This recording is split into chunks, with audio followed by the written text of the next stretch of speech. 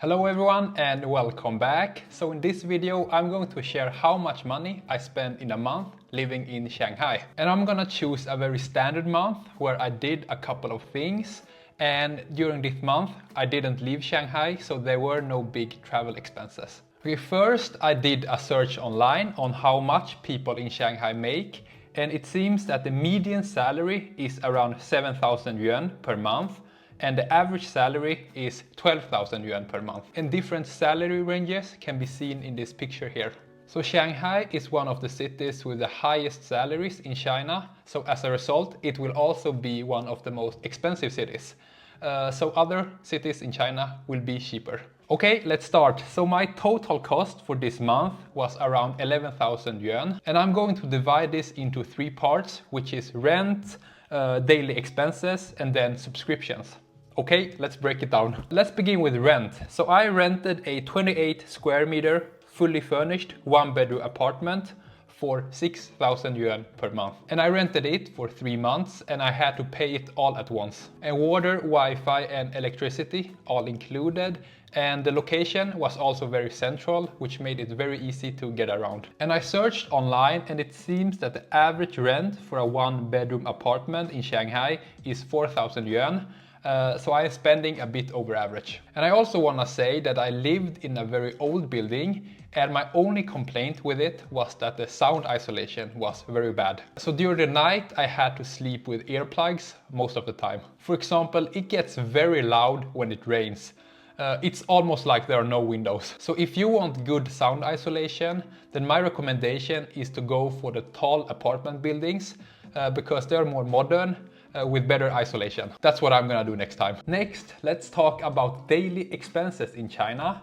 And this number right here is taken from my Alipay app, which is where I do all my payments in China. And the total amount is around 4,200 yuan. And this chart right here is not too accurate when categorizing things. And it is now possible to connect your foreign bank card to the app. So if you plan on going to China, then make sure to set up Alipay before arriving. First, let's talk about food. For breakfast, every day without exception, I have my oatmeal. And since I put a lot of different things in it, then my estimate of it is it costs 15 yuan per day. So that's 450 yuan per month. For lunch, I have two alternatives. The first one is 3 veggie buns and 2 eggs and some fruit, which is also around 15 yuan. The other alternative is that I go to a food canteen, and here it costs around 30 yuan per person. And I think most of the food at these canteens are restaurant quality. And this is how I eat lunch every day, and sometimes I also skip lunch and go for an early dinner. I've done a quick calculation, and lunch this month seems to be around 550 yuan. As for dinner, I almost always eat at home, and raw ingredients here are quite cheap. For example, almost any fruit and vegetable cost under 25 yuan per kilo. Chicken breast is 30 yuan per kilo, and beef is around 60 yuan per kilo. I split grocery cost quite evenly with my girlfriend, so every month that's around 1,000 yuan per person. Then I also buy water, since it's not recommended to drink tap water in China, and I buy these 5-liter jugs, which cost 10 yuan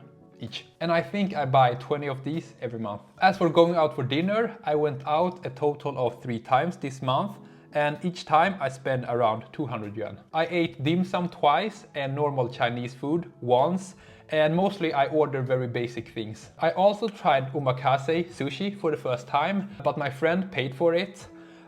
It was 16 pieces, took around 1 hour, and cost 500 yuan. It was okay.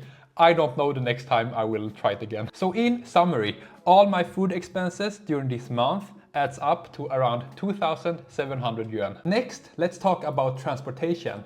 So I almost always go by metro if I want to go somewhere. A single ride costs 3 to 4 yuan, and I spend around 150 yuan on metro each month. Then I also buy a monthly Alipay bike card for 15 yuan, and this allows me to bike as much as I want on their light blue Alipay bikes.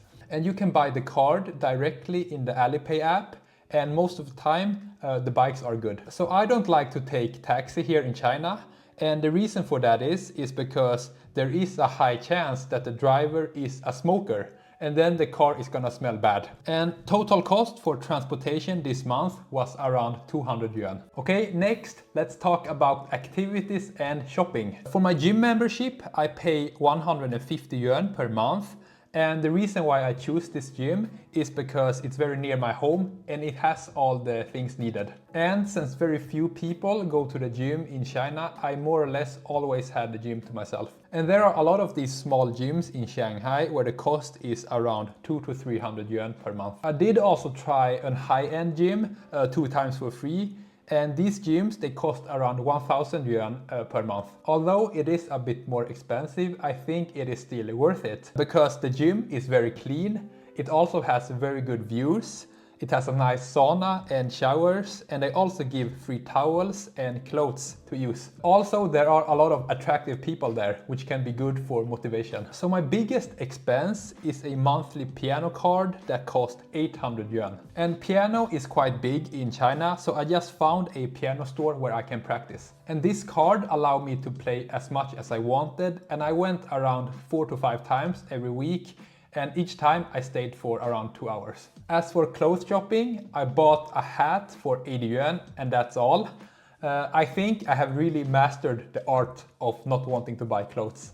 And here is the hat in case you're wondering. And then I also bought some clothes to my girlfriend for around 400 yuan. I also got a haircut for 50 yuan and I normally get a haircut once every month. And lastly, I also went to the movies once and had my first IMAX experience. I saw Dune 2 and it was very enjoyable. I had to rewatch the last fight like 7 times to understand how he won. And it cost around 100 yuan per person, but I did not pay for this. And even if I wanted to pay for it, I couldn't, because to buy things online, you need to have a Chinese phone number. And as far as I know, right now, it's not possible for a regular visitor to get one.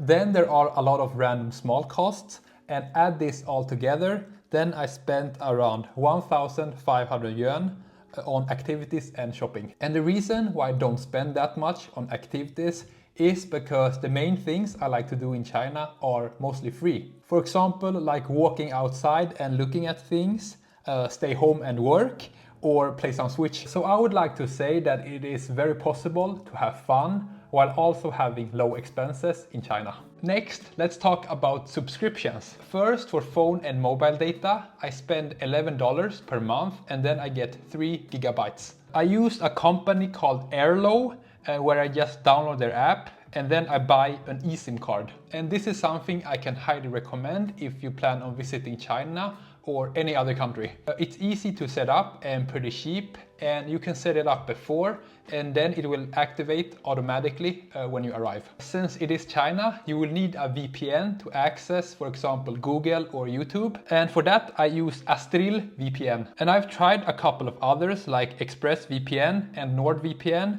but they did not work for me. So Astril VPN cost $30 per month, but if you pay per year, then it's $15 per month. As for software subscriptions, I have Canva, Epidemic Sound and Gling, all for $10 per month. Then Spotify for $12 per month. And then I also have a website, niklashea.com, which costs $35 per month to run. So in total, this is $118 per month. So if we add all the expenses together, then I spent around 11,000 yuan this month. As you can see, it is, in my opinion, quite affordable to live in Shanghai. Probably one of the most well-developed cities in the world, but it's definitely not the most expensive one. And the last big expense I have is that I also need to pay for my home in Sweden, which is where I am now. And that cost $1,500 per month. So the actual total cost for this month was around $3,200. Finally, I also want to share how much I make and save.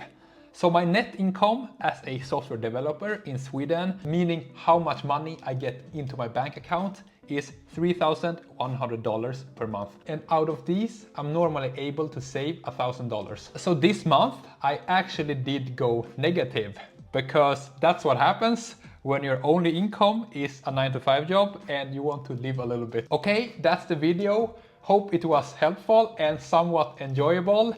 Thank you so much for watching and hope to see you again.